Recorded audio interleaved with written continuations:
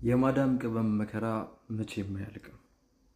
ዛሬ አንዲት እህትሽ በልብ ህመም ልትሞት እያጣጣረች ያለች እህትሽን ላሳይሽ ነው። እሺ፣ እንዴት ነሽ? ሰላም ነው?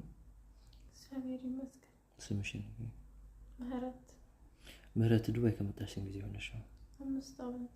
5 ዓመት። ህመሙ ከጀመረሽ ምን ያህል ጊዜ ሆነ? እንደገና ህመሙሽ ምንድን ነው? ህመሙ ከጀመረን ቢያንስ ከ7 ወር በፊት ነው እና የልብ ህመም ነው እና ሐኪም ቤት ምናምን ሄጄ ስታይ ማለት ነው። በፊት ኢትዮጵያ ሄጄ ነው የመጣሁት።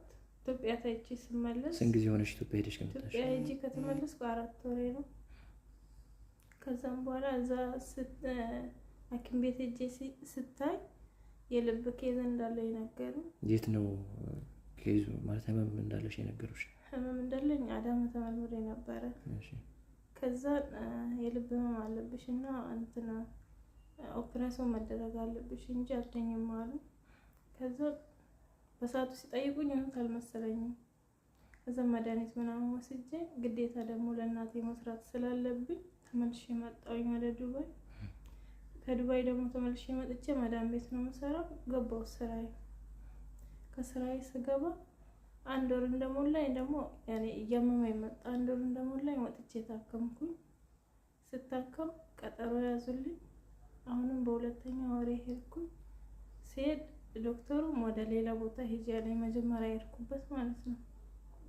ከዛን ሲሄድ ወደ ትልቅ ሆስፒታል ሂጂ ሲለኝ ትልቅ ሆስፒታል ቃስሚያ ሄድኩኝ ሻርጃ። ከዛን እዛ ሲሄድ አሁንም እነሱ የልብ ኬዝ እንዳለብኝ ነገሩኝ ነው እና 1 ሳምንት ተኝቼ ነበር ሆስፒታል። ከዛን 1 ሳምንት እንደተኛ ሕክምና ግዴታ ማድረግ አለብሽ፣ ሰርጀሪ መሆን አለብሽ እንጂ መዳን አትችይም አሉኝ። ከዛ 7 ቀን ተኝቼ ብዙ ብር ነበር የጠየቁኝ። በሰዓቱ ያንን ብር ደግሞ ከፍዬ መታከም ስላልቻልኩ ወጣው ማለት ነው። ከዛ አስወጡኝና ከዛም በቃ ያንን ብር ስላልልኝ ያው ወደዚህ ወደ እናንተ መጣሁ። ምክንያቱም ከአቅሜ በላይ ስለሆነ ማለት ነው። ህመሙ እንዴት ነው የሚያደርግሽ? ማለት ምንድነው ምልክቱ፣ ሁኔታው? ህመሙ በቃ ሳልሰራም ያደክመኛል፣ ያዞረኛል። እንደገና ደግሞ በቃ በጣም ነው እንደ ራስ ምታት አድርጎ የሚያዞረኝ እና አንዳንድ ጊዜ ምግብ አለመብላት፣ በቃ ሙሉ በሙሉ በቃ ያኔ ድካም ወደታችና የልብ ምት ማለት ልቤ በጣም ትመታለች።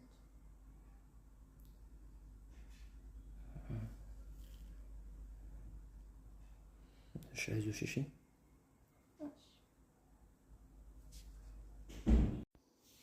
በልብ ህመም በሽታ በመኖርና በመሞት መካከል እያጣጣረች ያለች እህታችሁ ይቺ ነች። ልጅቷ ስታዩት ህመምተኛ አትመስልም። ነገር ግን ህመሙ ፋታ የሚሰጥ አይደለም። ድንገት ቆመን ቢመስልም ግን በድንገት ካለንበት የሚያሰናብተን ህመም ነው። መቼም የስደትን መከራ የስደትን ስቃይ ማንም ሰው ያውቀዋል፣ ስደተኛ የሆነ በሙሉ።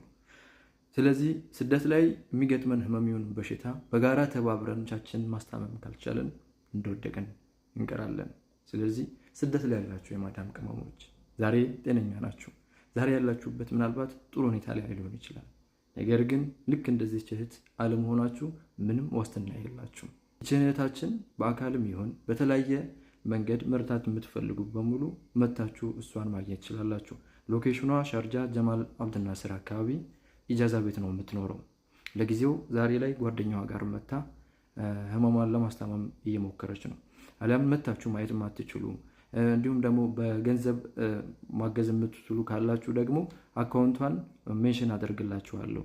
እንዲሁም ደግሞ በዚህ ልብ ህመም ላይ ተሰማርታችሁ ያላችሁ የተለያዩ የጤና ባለሙያዎች በሙሉ የእናንተ እርዳታ ትፈልጋለች፣ የእናንተ እገዛ ትፈልጋለች።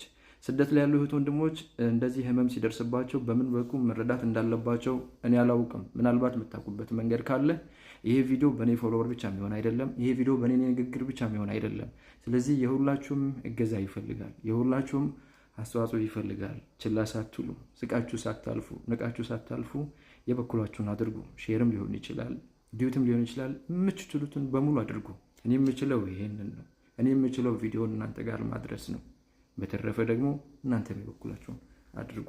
ስለምታደርጉላት መልካም የትኛውንም ቅን ትብብር እጅግ በጣም አድርጌ አመሰግናለሁ። ሰላም ጤና ለእናንተ ይሁን።